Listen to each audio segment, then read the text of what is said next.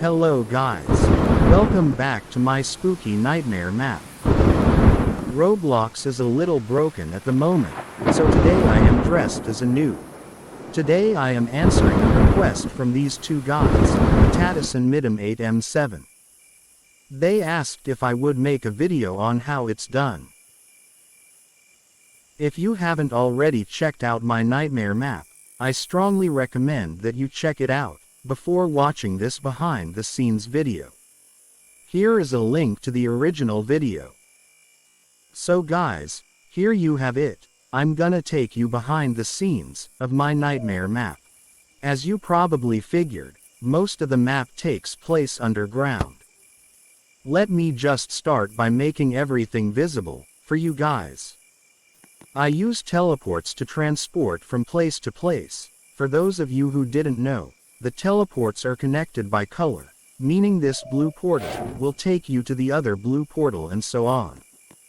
Afterwards I make the portals transparent. A lot of the mechanics of the map is triggered by this very first switch.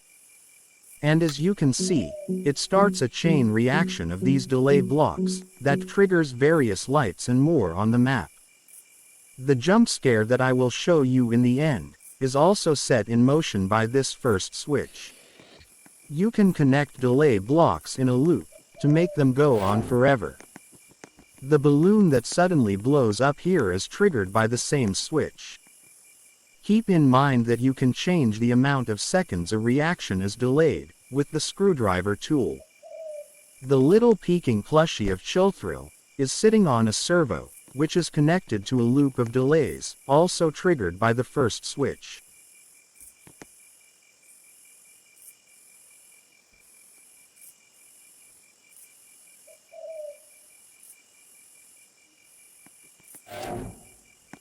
The dead noob is connected to a piston that will pull him and the chair through the wall once it's triggered.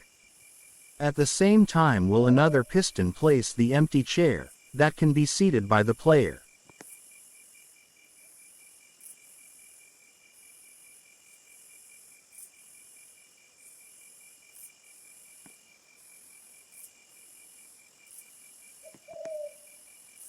Two other pistons will push the footsteps and the wall signs in place.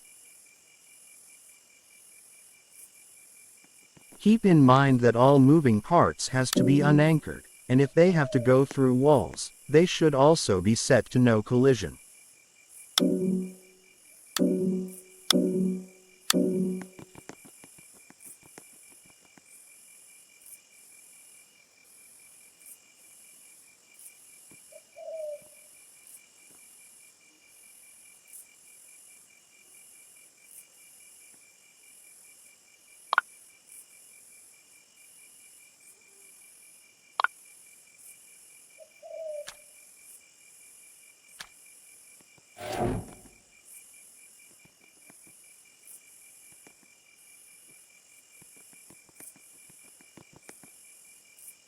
When you sit in the chair and press F, it will remove this glue and activate the camera and all of these light bulbs.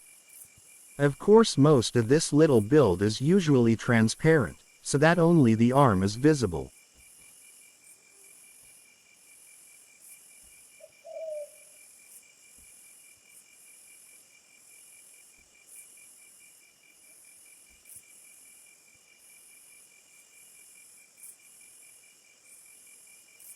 Let's try it out.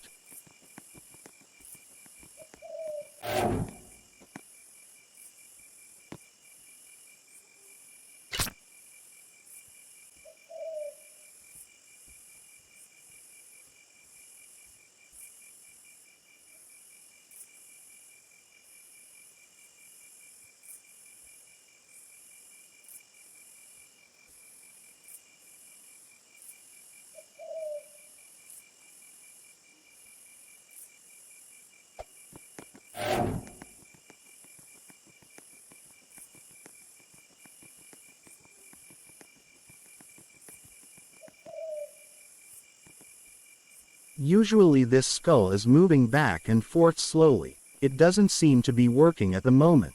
I'll look into that later, but the mechanics is quite simple. with a loop of delays, connected to a lot of pistons.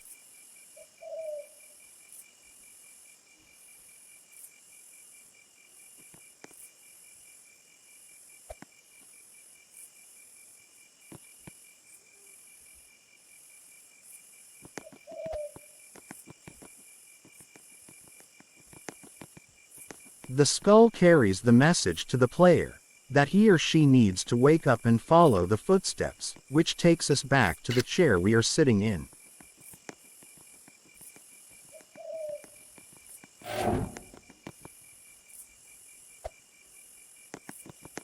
When we follow the footsteps, we find the final resting place of the dead noob, which also reveals a tunnel, taking us to the next dungeon.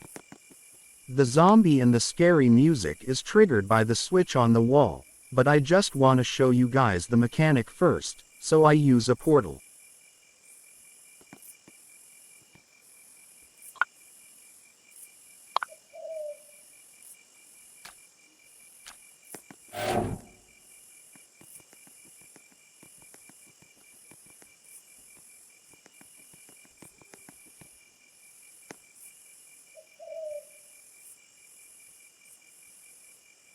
As you can see, the zombie carries a portal that will dump us into the void, if he catches us.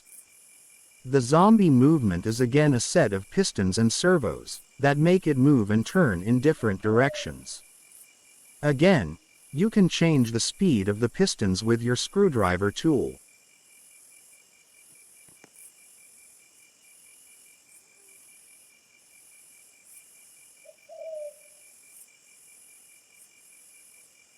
The legs are servos too, and all is triggered by these loops of delays, including the music.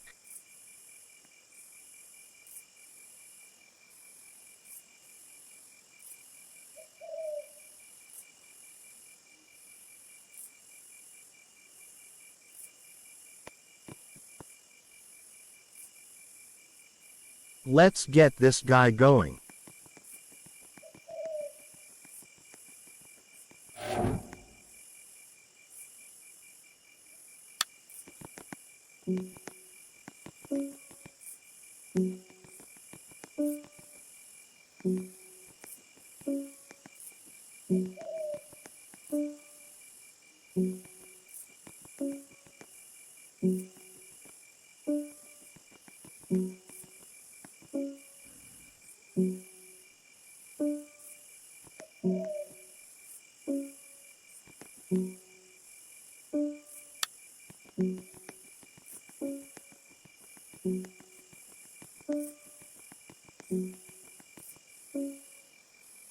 At last, the jump scare.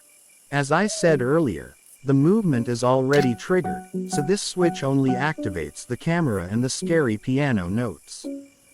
It's all taking place on top of the first building.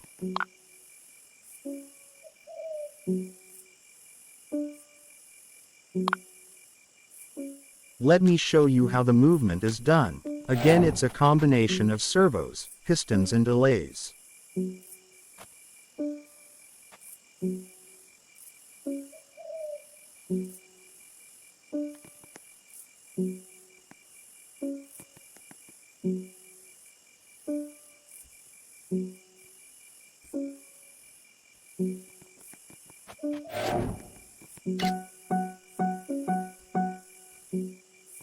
That's all, guys. It is really not too complicated once you get familiar with the different mechanics of the game.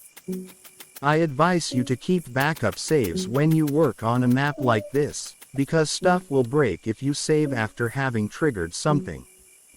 So at last, I wanna say thank you to the two guys requesting this video, Patatus and Midam8M7. If anybody else has requests on builds or tutorials or something, please just reach me in the comments or in the game. Hope to see you in the next video.